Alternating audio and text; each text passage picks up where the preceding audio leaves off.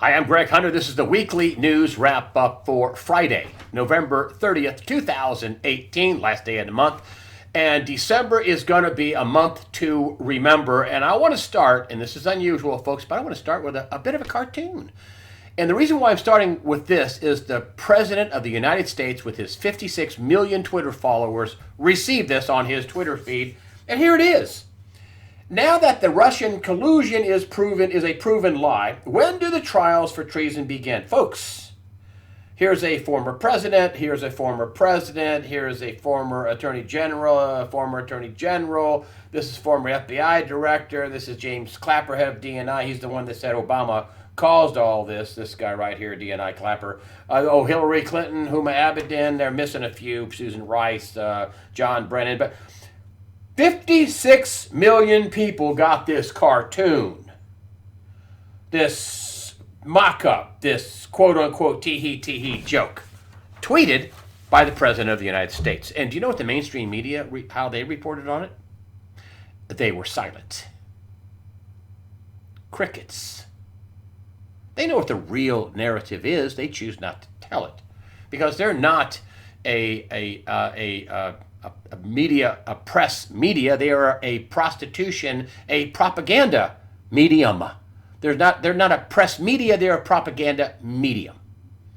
And that's exactly what happened, folks. It's provable with testimony, with everything that's come out. They did, in fact, use documents paid for by Hillary Clinton and the DNC to apply fraudulently that they knew were false documents about tawdry stuff about Donald Trump. They used this FISA, this Trump dossier, totally false, forget unverified, totally false document, and applied for warrants to spy on Trump and the people in his administration and campaign. That's what happened, folks. And he's talking about declassifying, but in order for the president to tweet this out in the mainstream media, not say a word about it, this is the cartoon I also used. It's not really a cartoon. Well, it's kind of a cartoon. Now that the Russian collusion is a proven lie, when do the trials for treason begin? That's what the declassification documents will do, is they'll send a lot of people to jail. And I just wanted to say, you remember Edward Klein, who wrote this book? He's best-selling author, Edward Klein, All Out War. In this book, he says, his sources say that on December 16th, 2016, after Donald Trump won, they hatched a plan to unmask thousands of people, he and the president, President Obama, and Susan Rice. That this is a big part of the plan to unmask and cause as much trouble as possible and drive Donald Trump out of the White House is what they wanted to do, drive him out of office. Nobody has ever refuted that claim, and not even Fox News would have this guy come on and talk about this. Edward Klein, best-selling author. This went along with his Trump's Twitter storm, and that is this. And I want to tell you a little bit more. I'm going to give you my analysis in a minute, just before I get this out of the way. Hold on a minute. And this is he's reverberating. While the disgusting fake news media is doing everything within their power not to report on it that way, at least three major players are intimating that the angry Mueller gang of Dems is viciously telling witnesses to lie about facts, and they will get relief. This is our Joseph McCarthy era, a horrible era in American politics. This is a witch hunt. You have the Mueller team going after Jerome Corsi, 72, threatening him, having him in a room, interrogating him for 40 hours, and telling him he has to lie. He said this has happened in front of his attorneys, that he has to lie to get better treatment. And I think Paul Manafort has given up on his plea arrangement, is not going to do it. His lawyers have been talking to the Trump attorneys, which is totally legal. Roger Stone, another guy, saying that they want me to lie, and I'm not going to lie. I mean, it just shows that the Mueller investigation is desperate. Now, they did get Cohen, his former attorney, but didn't he have a big bombshell 6 months ago? And then Laney Davis, his attorney, which you haven't heard too much from, had to say, yeah, that wasn't true. Yeah, that we got that wrong. That wasn't reported correctly. That was wrong. That was supposed to do Trump in, and now supposedly it's about some hotel that never happened. That Trump was supposed to be putting together in Russia, which, again, never happened. And also, Donald Trump has, since he was elected or since sworn in, he has turned over all of his businesses to his sons. I want to just move on here. I'll give you one more thing before we move on, and this is Trump card. And Trump is notorious for saying, "I'm not going to tell people what I'm going to do." He's doing all kinds of things. Just like this is the New York Post. Love the New York Post when I was in New York City. Even liberals would read the New York Post. They wouldn't read the Daily News. They'd read the Post. It comes out in that kind of a book form, so you can read it on the subway and stuff. But anyway, I digress. Prez claims I have devastating docs on Dems to fight back. Well, actually, some of those docs include Republicans as well, because the swamp is bipartisan, and Trump knows that. And I want to tell you, a lot of people, I was really down in the mouth. I was almost distraught, thinking that Trump's not going to release these documents, which really gets the parade going. They're going to have Lynch, former Attorney General Lynch, Loretta Lynch, and former FBI Director Comey testify. Comey's fighting it. I think Lynch is going to go quietly. And listen, some people think, well, that way they can get him blind. Let's stop. They got him on espionage, bribery, money laundering, treason, sedition, obstruction of justice. They got him on. They don't need a charge of perjury. They don't need that. They don't. It's for public. It's for public consumption. That's what this is for. And who knows what Loretta Lynch is going to say? Because she's awful quiet. Supposedly she's flipped. Who knows what she's going to say? Or if she's just going to sit there and take the fifth all day long in Congress. The Republicans still control it. The president releases these documents, which shows the signatures on the fraud, which shows what they were doing, and the backup stuff from Congress that'll back it all up. Tons of people are going to go to jail. They want to ask Comey how they exonerated Hillary Clinton. That's a fraud. That's a gross dereliction of duty, at the very least. As the FBI director, they were going to exonerate her. They exonerated her, 2 months before they even had an investigation done. Lots of people are going to go to jail. The Mueller investigation is there's no there. Mueller is panicked. Mueller was supposed to, we've been told by Dave Janet, who I called today, and I ran some of this by him and said, listen, it looks to me like he's flip-flopping on his deal. And Janet says, we don't know. Did he make the prosecutors with Jerome Corsi and forced to say that they were going to throw him in jail if he didn't lie? I mean, that's a huge law breaking right there. Incidentally, Jerome Corsi now has Larry Klayman, who started Judicial Watch. Totally honest guy, can't be bought. Bad mamma jamma, bad, former prosecutor, excellent attorney, and in order for him to take Jerome Corsi's case, he must have a case. Incidentally, Dave Janet knows him, great guy. Can't be bought, true patriot. And so this whole Mueller, was he trying to blow up his own investigation? Is Matt Whitaker, the acting attorney general, looking at this going, what are you doing telling people you're going to put them in jail unless they lie?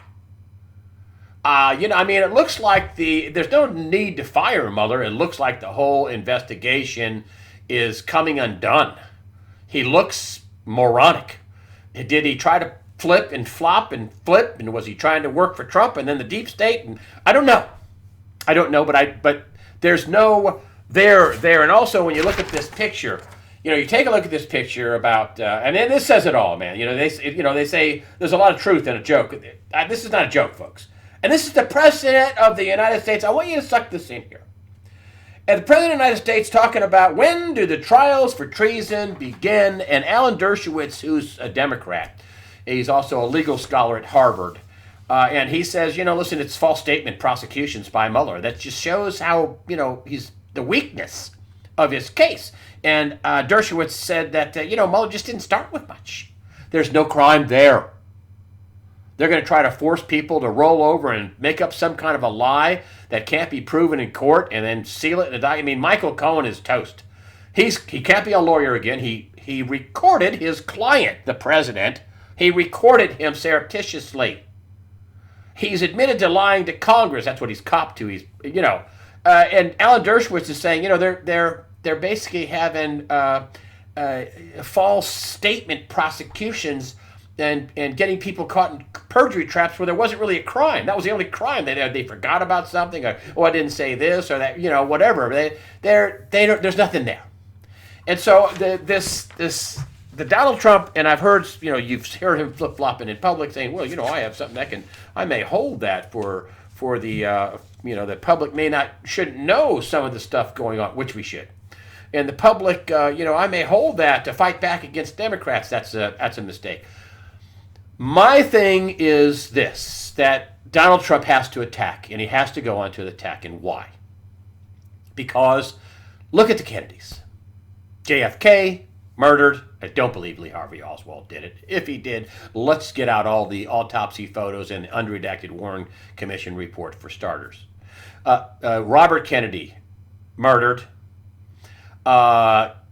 Basically, Teddy Kennedy murdered his own career with the whole Chappaquiddick, thing, with the thing in, he drove off in the water with his date that night, and he left her to die, or she died, and he was drunk, supposedly.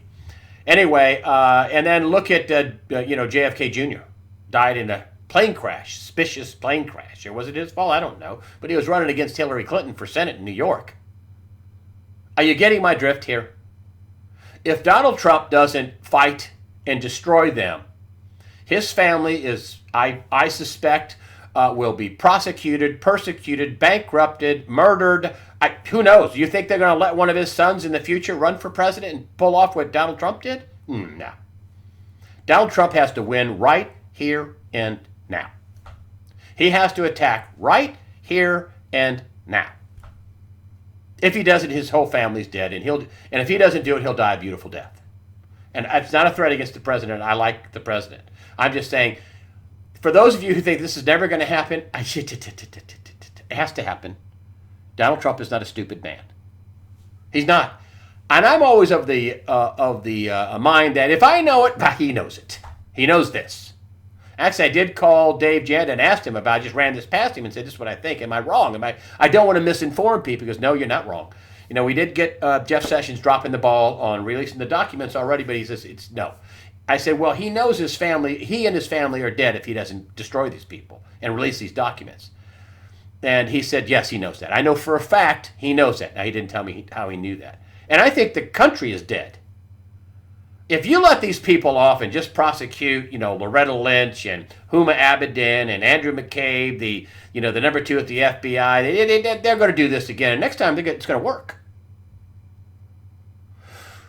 This is why this is going to be ugly, horrible, awful. This is why there have been at least a dozen attempts, this is according to Dave Janda, on the president's life. And of course, nobody's reporting any of that. This is why this could be destabilizing to the economy.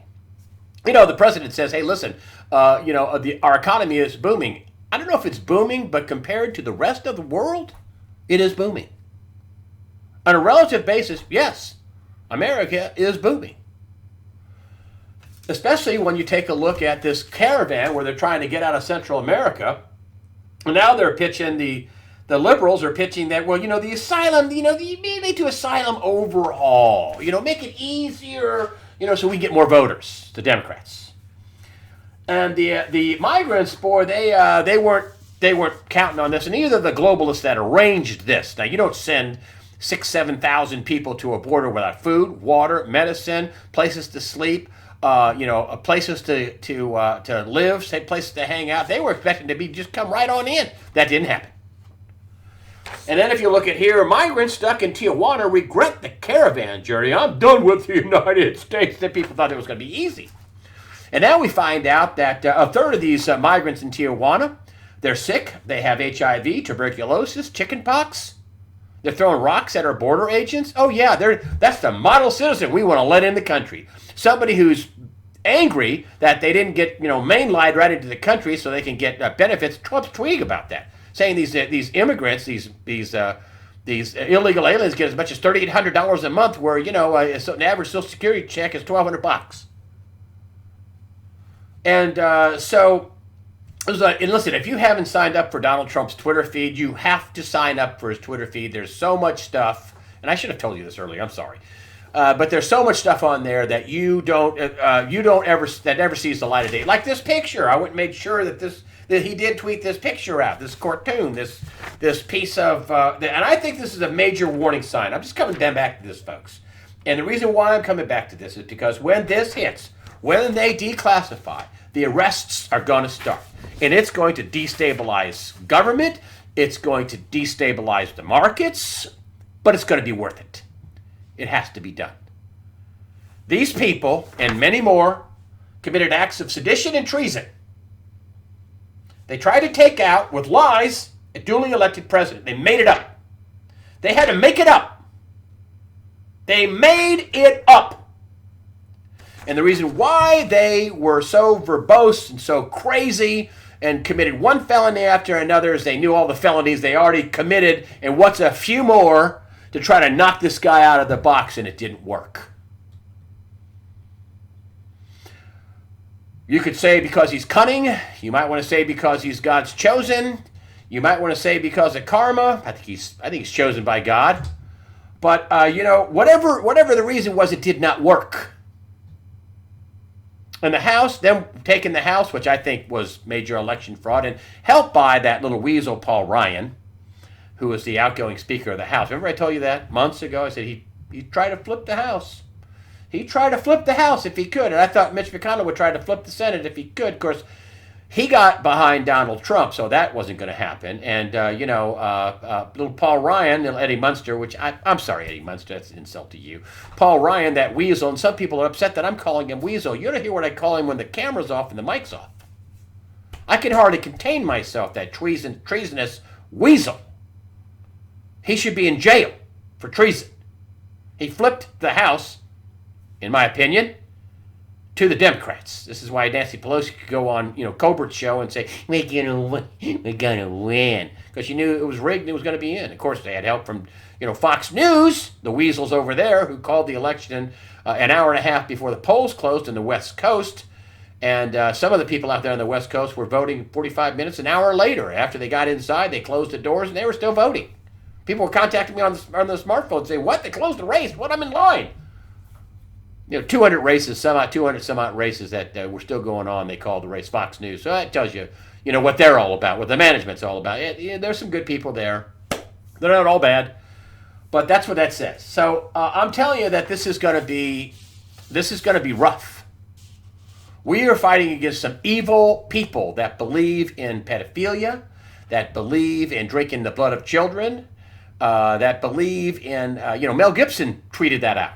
These people drink the blood of children. They feed on them. Mel Gibson. He's not a perfect guy, but he'll always have the Passion of the Christ. By the opening scene of the Passion of the Christ is worth the price of admission. The opening scene. But anyway, we are fighting some real evil people, and it's global and it's evil. I mean, they're in the process. Germany is now trying to pay their Muslim migrants to leave, double what they were going to pay them before. They're talking that half of the that the leadership in Germany, the leadership in the EU may flip. That one top European Union member says we're going to have war if this populism continues. That's just unbelievable, folks. What's going on? And I want to bring this up. One of my readers said that. You James may just discover what we're really fighting is some real spiritual evil. I already realized that. That's why I hold this up all the time. Ephesians 6:12. For our struggle is not against flesh and blood, but against the rulers, against the authorities, against the powers of this dark world, and against the spiritual forces of evil in heavenly realms. And before I go on to talk any more about the economy, I just want to say, in the Bible, there's all kinds of places where they're casting out demons.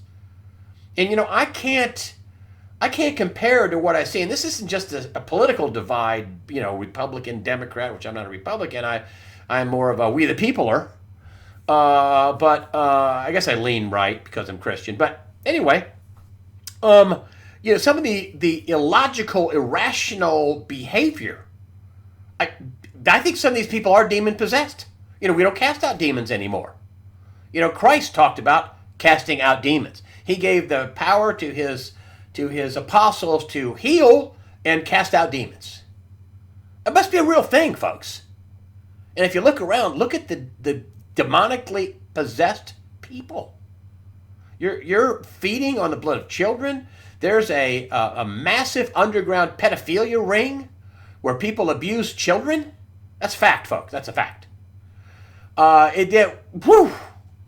It's hidden. It's and the mainstream media will never report on it.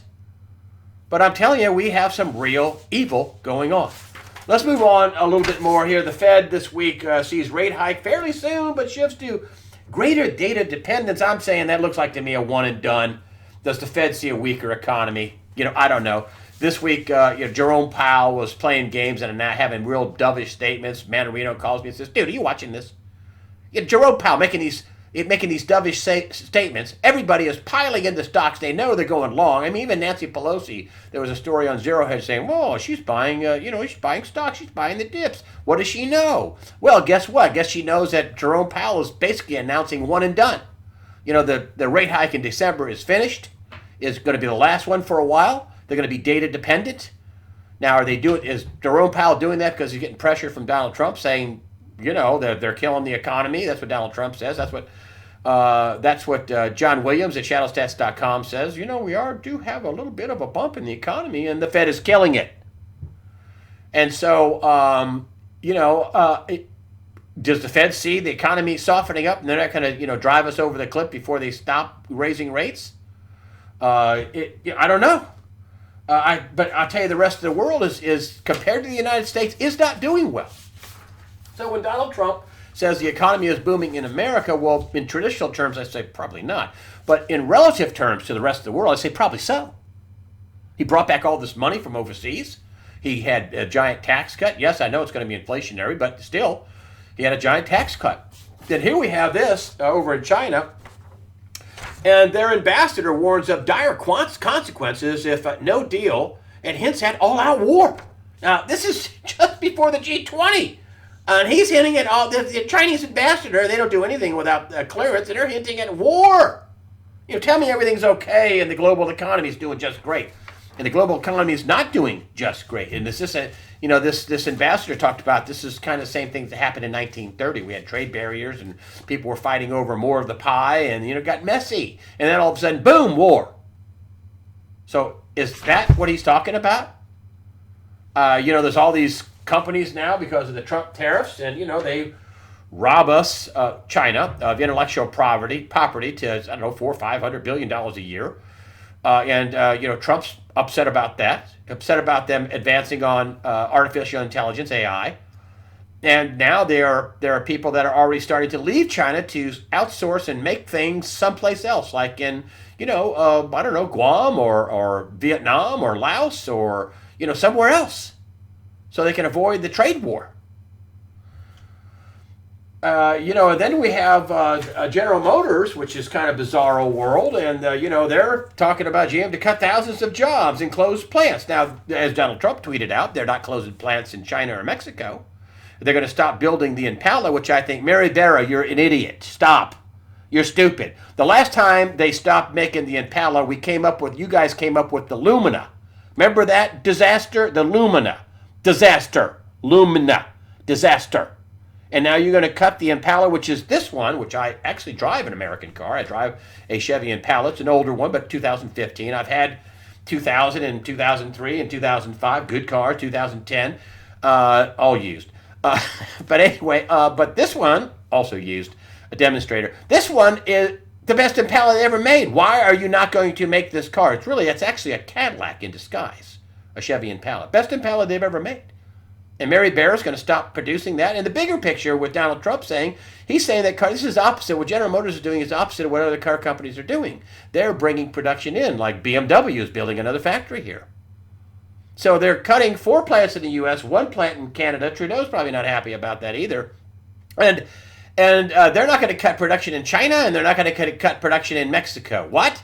That's why you see Trump tweeting out they should get back their $11.2 billion. He's ripping them. 56 million people. Mary Barra, do you understand what kind of a PR debacle this is? My wife heard about this. We're driving down the road. She could care less about the car she drives. And she said, "You heard about the GM thing?" I said, "Yeah." She says, "This is the last GM car we're buying." Hello? Mary Barra, are you stupid? You should find a way to, maybe keep a few of those plants open and say, okay, we've thought about this. And, we decided to close maybe one of the plants in Mexico.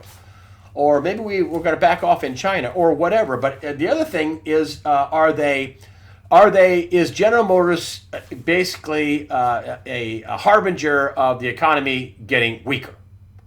The car industry is not selling as many cars as they did. General Electric, another harbinger, their bonds are in trouble. I mean, the stock's in major trouble, General Electric. Of course, they ran the company into the ground with all kinds of crazy things they did. But this General Motors thing, I mean, you're hearing the President of the United States saying, give back our $11.2 billion in bailout, means you're not going to cut production in another country, but you're going to cut production here where taxpayers bailed you out, GM. Do you understand how bad that is to have that kind of negative aura around your company? I don't care how many commercials you have saying, which is the best truck? Oh, it's Chevy. I don't care how many commercials you run on the air. When you get that nasty taste in your mouth after taxpayers bailed General Motors out. So, people at the head of companies do stupid things. Like Dick's Sporting Goods. And Dick's sales got hit by a tougher stance on guns. Ever since that Hogue and the shootings in Florida, they decided they were going to be social justice warriors and tell you what kind of a gun you should buy, even though they're making up their own laws in their own stores. That it's these nasty guns are terrible. I've held up week after week them, pages of guns you're selling, high-powered rifles, 308, 30-06, something that'll go through a moose, one out in one side and out the other. Oh, that couldn't kill any people, could it? And so it's not the guns that are killing people, it's the nut jobs behind them. But you tell I'm a pro-Second Amendment guy, but Dick's also owns Field and Stream. And the stock is, they also own that stock. The stocks also took a beating. The sales are down, I think around 4%. The stock's down 5% on one day alone. We're down 5% on Thursday. JP Morgan also downgraded Dick's, and there's plenty of other negative news, but I'll stop there. And Field and Stream is totally a hunting store. And I know people that will not ever go into Field and Stream unless they're going out of business. That's what two different friends of mine said. I would go there if they were going out of business, but I'm never going to spend another dime there. And if I was a shareholder of Dick's, I would move to fire all the management people that came up with that harebrained idea that you're deciding to take my shares and my capital and you're going to do some social justice stuff with the guns. Are you nuts? And they're getting a pie in the face for it. I wouldn't be surprised if they were still in business by next year. And this is the quarter of all quarters for hunting and fishing and hunting licenses and game, rabbit, quail, all that, guns. This is, October, November, December, Christmas. Hello? Stupid management at Dick's. Stupid. They should be putting shareholders first and foremost. Nothing they were selling was illegal. But they decided that you shouldn't have that stuff, so we're not selling any of that. There's an ammunition manufacturer that made, several $1 million of ammunition that's suing Dick's because they went, we don't want that ammunition anymore. And sued them for billions of dollars because they reneged on a contract. So, listen, companies using their shareholders' money for social warrior, social justice, political, cramming those issues down all of our throats, that's stupid because it's going to bite you. At least half the population, and probably a little more, voted for Donald Trump. As we go on, let me just bring this out, and I keep bringing this up just like the Puerto Rican bond thing, because I think the world is coming to a Puerto Rican moment, where the Puerto Ricans came to the moment and said, we can pay our $74 billion in bond debt, 3 million people, $74 billion. North Carolina, 10 million people, $4 billion in debt. I mean, totally fraud fest, in my opinion, in Puerto Rico, the leadership. And the poor people have to pay for it down there. American citizens, Puerto Ricans, have to pay for that garbage. Anyway, the leadership down there had a Puerto Rican moment. They could pay bondholders, or they could keep the lights on and the toilets flushing and the trash picked up. And what do you think they did?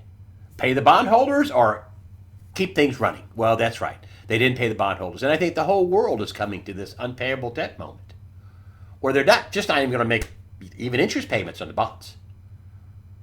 I mean, look at California. Look at Florida. Illinois. Huge debt problems. Look at New York. Look at New York City, with their almost $100 billion in employee medical benefits alone. They owe $100 billion, one city in America. That goes with everything else they still owe for, too. But here we have Deutsche Bank, and this is the world's number one systemically dangerous bank in the world, according to the International Monetary Fund. Deutsche Bank headquarters raided in a money laundering probe. This is widely reported. This is yet another, Deutsche Bank again. How much money are they going to spend propping this fraud fest up? So here we have DB as Deutsche Bank, their stock symbol, DB. Their stock is $9.36. This is in after hours. I got it as close as I could to what it was. Is it going lower? You had 18 billion in total fans when all this stuff started. With the gold rigging, the forex rigging, the rigging, the money laundering. I mean, it's just fraud fest. And they got a market cap of just shy of 19.5 billion. 18 billion in fines and a market cap of 19.5 billion. I'm not really great at math, but wow, you're barely worth $1.5 billion more than all the fines you had to pay. I mean, you remember what Charles Nenner said? He says, I think it'll, go down. It might be a buy, but I said, what happens if it goes? What's the point where it goes and it's bro? And he said, well, $8. So. We're this thing has lost, big percentages in the last year, around 40, 50%. It's Deutsche Bank. How long do they prop it up? How much gunpowder do they use on this bank? And then how much do they let go? And can they prop everything up? Can they prop up everything? And the answer is no. And why am I telling you that? I'm telling you this because, listen, we live in a world where according to Bill Holter, and this is a great a quote from him, he says, we've hit peak debt saturation. You get to the point where you can issue the debt, but you're not going to pay any of it back, so it's no good. That's what real deflation is, bond destruction. What happened in Puerto Rico? That's deflation. Yes, deflation is prices going down, but that's a result of debt destruction, bond destruction, unpayable debt. That's why there are things like Jubilees in the Bible. And this whole thing with the Mueller thing, which is wrapping up special prosecutor, which incidentally was I think illegally done. They had no crime when this thing started, according to Lisa Page. There was no Russian collusion when he was impaneled. So it's totally, I think, illegitimate and I think illegal what they're doing, and nobody wants to say anything about it, which I think is bogus. There's no reason for Trump to fire him because he didn't do anything wrong, and the whole thing's going to implode on itself. So he's just going to stand back and keep his white suit from getting splattered with Mueller, dung. But one thing I wanted to tell you about, the folks at, some of the higher ups at this propaganda source, the USA Today paper, the propaganda paper. They're not the nation's news; they're the nation's propaganda. America shoppers, your cash is no good. And there's a big story about how you shouldn't be using cash anymore, folks. And they name a few companies, like a couple of airlines, which I never paid cash for any ticket from any airline. A couple of airlines that don't take cash anymore, and a few other obscure businesses. There's an Amazon business, but isn't that like over the phone where you can't send cash to the phone line? Anyway, it's just really stupid. It really shows you how they're trying to push that cashless society, new world order, down your throat, which is what this is what this article is all about. I'm telling you what, I can shop anywhere, and they'll still take cash. Percentage of their transaction in cash, but they still take it. Fast food, gasoline, we're talking 30-40% still in cash. Drugs, department stores. What I like about cash with all this identity theft is that when you make a cash transaction, you don't have to worry about your MasterCard being stolen, along with 30, 40 million other people at one of these outlets that have had all these data breaches. And so cash is like, bam, I'm safe. It's something that insulates you from all the identity theft. But yet here we have USA Today, the nation's propaganda, in my opinion. The nation's propaganda telling you all the evil pitfalls of shoppers and cash. And didn't the Bible say that they'd be working towards a cashless society? Didn't the Bible say that? How did they know that? How did they know that? the Bible is a wonderful book and very, very, very predictive, and there's a lot of good things in it. And nobody ever reads the Bible and says, I did this, what was in the Bible. I did what it said to do, what Christ did to do, or whatever, that's the New Testament. But, I did what it said to do, and, it really messed me up. Things you never hear. But anyway, I just wanted to tell you, listen, no matter what happens, folks, just prepare for things to get destabilized. I think this declassification is going to happen. I think people are going to be arrested. They brought up the whole military tribunal thing in the Kavanaugh hearing. Lindsey Graham did that. I think all the indictments are real. There are tens of thousands of indictments. I think it's something like 60,000 right now. Who knows? Some of them are never going to be opened up, as Dave Janda says. Other ones are going to be opened up. And I think it's going to get rough. And I think it's going to be destabilizing. And I think Donald Trump has to be very careful about how he does this and how he field generals this. I think the military is on his side. I think the FBI has been cleared out in the Justice Department of multiple people. 25, 26 people have gone, been fired, dismissed, left the FBI in shame. Some of them are going to be prosecuted. Some of them are going to turn state's evidence. This is going to be rough, folks. And this is against the backdrop of an already declining, weak economy that's been propped up by money printing and intervention and outright fraud for the last 10 years since the 2008 meltdown. And as Greg Manarino says, 2008, that was the party over moment. This is just, life on a respirator. I mean, this is just them pumping stuff in. And I think that we would be in a full-blown depression, if it wasn't for Donald Trump. He's going to soften the fall. For a variety of reasons and a variety of ways, he's going to soften the fall. And stopping these migrants from coming in, that we have to pay for all this stuff, is going to be a way to stop the bleeding. And and then we have some other things coming out. We have the DHS voter fraud report coming out. There's a lot of things coming out, folks. And it's going to be a December to remember is the theme that you want to keep in mind. And no matter what happens, I want you to fear not. Prepare yourself mentally, physically, above all, spiritually. Fear not. God the Father, the Son, Jesus Christ, and the Holy Spirit are all firmly in control. Thank you for supporting USAWatchdog.com with your comments and your donations. One last thing. I still am getting people who are writing me saying, I checked my spam box and there was your thank you note. There was the answer to my question that I asked for. I checked my spam box and there you were, Greg Hunter. And so just so you know, it's probably not just me. It's any thing that big tech hates and wants to suppress.